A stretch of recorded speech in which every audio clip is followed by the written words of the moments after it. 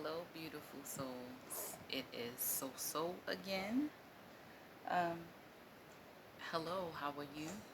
I'm here today to deliver another message. Um, so the Lord told me to share another story of mine with you all. And today I was reading Exodus chapter 3 and 4. And when I was reading those chapters, it took me to the story about Moses, when the Lord called Moses to lead his people out of Egypt. And when, Moses was scared to do it, he didn't think he was equipped, and he ran from it in the anger of God. Um, and eventually, Moses stopped running, and he gathered the elders in Egypt. You know, um, I'm not gonna go too detailed in that because if you want for yourself, you can read chapters 3 and 4 of Exodus. Um, but for me, I want to share a story about myself. So when the Lord first came to me and told me what he wanted me to do, I was in disbelief. I was shocked. I'm like, what? Why would you want me? Not old little messy me. But the Lord reminded me that he is in me and that he gave me the mouth and the tools to do so.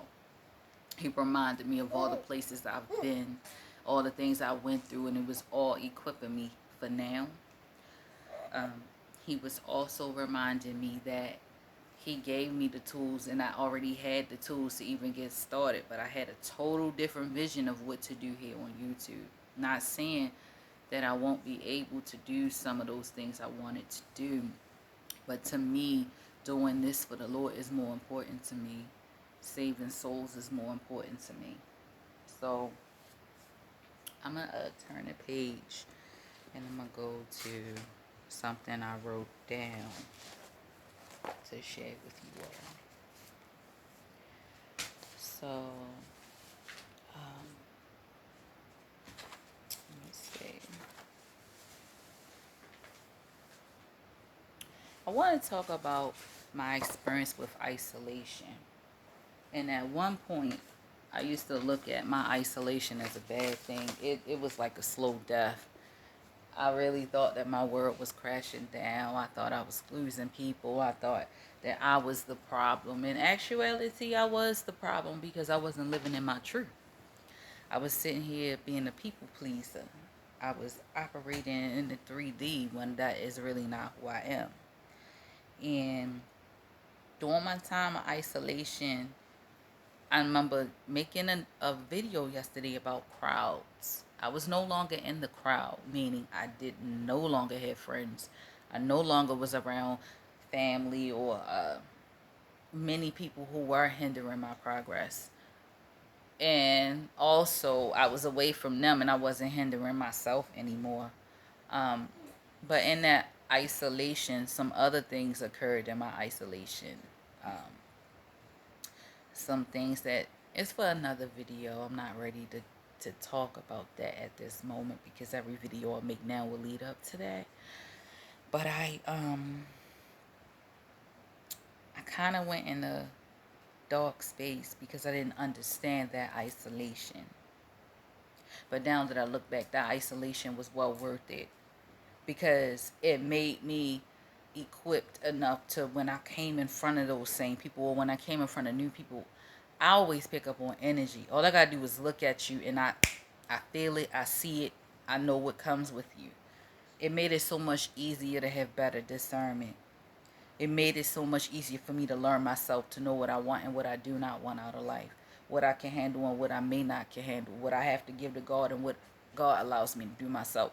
Like I was able to learn so much about myself to the point that I'm okay with not having friends. I would rather have the right friend or one good friend than many people around me who don't even want to see me do well. You know, the Lord has been teaching me to embrace who I am. I am one of those people who anything I touch the gold. I don't have to know how to do something, but you show me one time, I got it. That's me. And I had to really think about all the people who left out of my life, our last conversations, the last times we were together, thinking about the overall friendships, the overall relationships I've had with people, it's like I'm glad they left because I was too much for them. And I could not be that particular way any longer because it was killing me inside. Secretly in secret, writing prayers to God, secretly in secret, reading my Bible. But the whole time I'm going to the club, I was just such a mess, and I was so young. And I remember in my isolation, I was in a relationship. I was in a decade-long relationship, and it changed my life. Even though I was going through some painful things, the isolation still saved my life. The isolation brought me closer to God. God was preparing me for now. He was preparing me for who I was becoming, who I am now. You know, um, what I can say is if you are afraid to be alone, please don't be afraid. You know, and if you already are alone, embrace it. Get you a journal, write out your thoughts. I want to teach you to love yourself regardless. If you angry, sad, mad, still talk to God about it. And the reason why I'm saying don't run from your feelings, because even when your feelings are ugly and you embrace them, it is so much easier to accept that you feel a particular way. Because once you acknowledge that the way you feel and you don't like it and you want to change it, it changes instantly when you get in touch with those feelings. And I'm trying to figure out a good way to explain it to you. Like, if people tell you don't feel, feel. If you a man, cry if you gotta cry. Crying is not a weakness. I'm a person, I love feeling my feelings. For the simple fact that if I wasn't in touch with my feelings, I could not be in touch with others. Don't run from your feelings. The world teaches you not to feel, but God is all about feelings. You know, if you didn't have feelings, how can you love other people? You know, I know it's times when I might be so angry and upset. I allow myself to be upset, but I don't take myself around other people when I'm upset. I've been naturally doing that since a kid. When I'm upset, I don't like to be around people because I knew that that was an energy thing and it rubs off. If you ever notice when you're in a room and once one person is upset causing havoc, it passes on to other people. And it takes a lot of energy to be upset about things you do not have control to change. So you ask God for the courage to change the things that you can't. And that's what I did. It's like sometimes when God is nudging you, we seem to ignore our intuition a lot. We seem to ignore when he's giving us warnings. And particularly when you were chosen, the Lord will let you be beat down, and he will let the most awfulest things occur. Not meaning he's causing it, but he'll allow you to go through that fire. And for me, I went through some fire, but I came out untouched. People were deliberately doing things to keep me from where I'm supposed to be. And I sat for a whole year planning to come to YouTube to do something totally different. But the Lord led me to YouTube, to people I don't know, people who could possibly become good friends of mine. He led me here because I didn't have anybody to talk to, anybody to share this experience with, anybody that would be receptive. And right now, it it brings tears to my eyes, and not of sadness. It's like I'm just overjoyed to be asked to share something so personal, because what I went through, I know I just keep saying that because I'm not ready to reveal specifically what that is. I really just want to reveal the changes in my life that got me to this point first, so you can really understand and really see how real God is. Now let me share one thing with you from my past. I was really in a dark place. I was dressing so provocative, and not because I wanted the attention. I was dressing that way because I'm very confident in my sexuality. I've always been confident in myself. And, you know, but when I was doing that, people were lusting after me, and I didn't like that. So I changed that about. I stopped dressing so provocative. I stopped doing a lot because after a while I became a mother, and I have 3 daughters and 1 son. And it's like, I don't want my son chasing women that's like that, and I don't want my girls to be like that. You know, I was in the club every week. I was out there.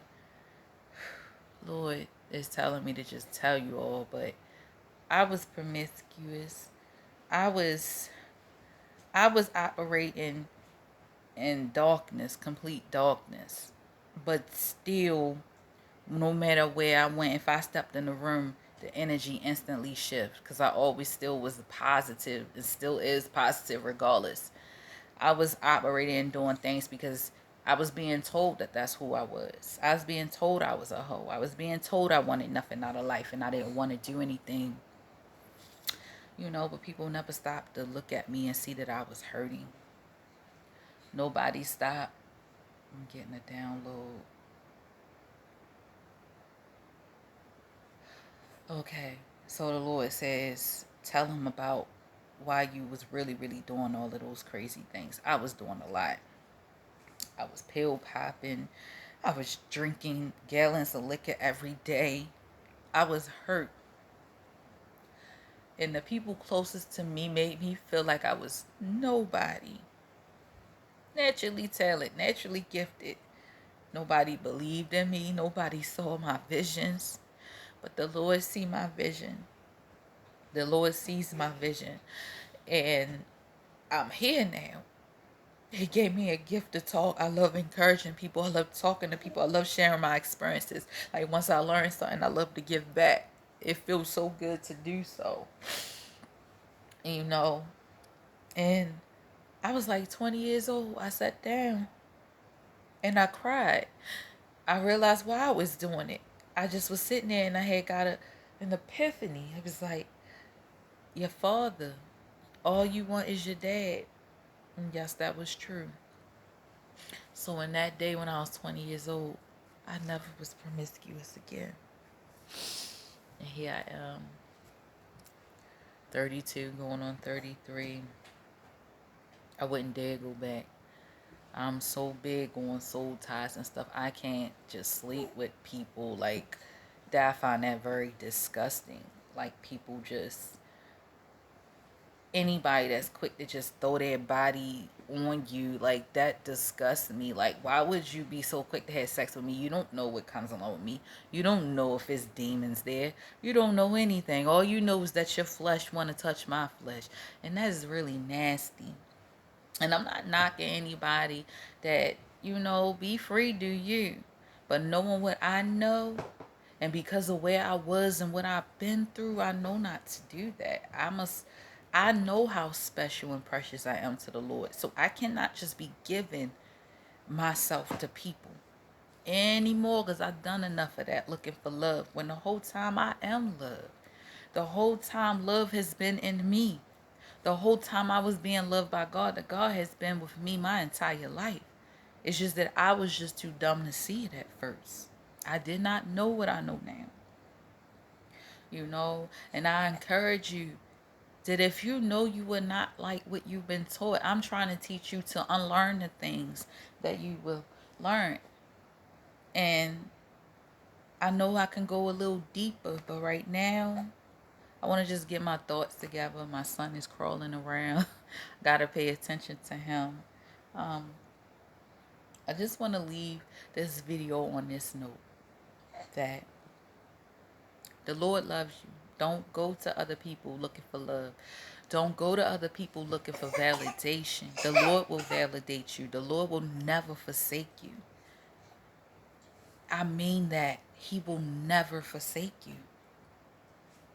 You know, don't ever think that you cannot be a vessel of God. Because I used to think that. Because I let other people and the enemy tell me what I was and what I wasn't when I knew who I was the whole time.